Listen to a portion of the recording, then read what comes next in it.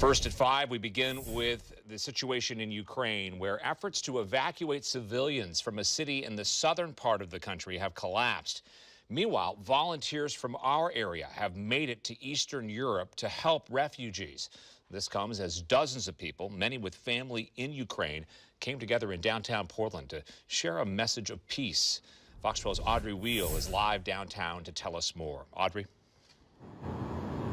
Pete, this afternoon, Pioneer Courthouse Square was filled with blue and yellow, people waving flags, holding signs, showing support for Ukraine. And we spoke with two women who have family there, and they say they just feel so helpless right now, but they had to do something, so they came here. We are here with our broken hearts, helpless, but trying to do as much as we can, 5,000 miles away from our country. Ina Kianik and Tatiana Korzin join about 100 people at Pioneer Courthouse Square as their thoughts are with their families back home. My sister and her family are in Kharkiv. Today they got 2 bombs in the park across the street where the children used to play. They're about to evacuate tonight. My parents stay in Chernihiv. It's very dangerous, but they just can't live right now because to drive car is even more dangerous because Russian army is shooting on the road, so they just stay in where they stay. In this terrifying and worsening situation, they and others here tell us showing up in solidarity with Ukrainians is one way they can help.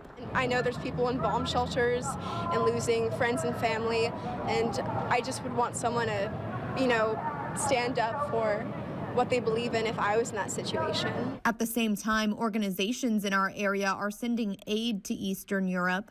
Medical Teams International already sent supplies to Ukraine. One of their teams was in Poland and is now working in Moldova and Hungary to see where they can best establish health screening posts for refugees pouring across borders. In just 10 days, more than 1.5 million people left Ukraine for neighboring countries.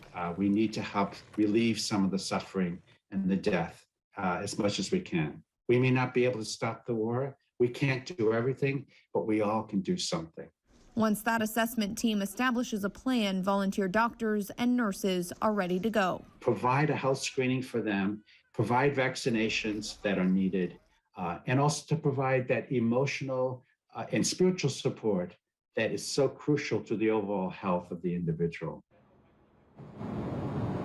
And the global ambassador there for Medical Teams International says that this week they should be learning much more about where they'll best be needed and where they can best help.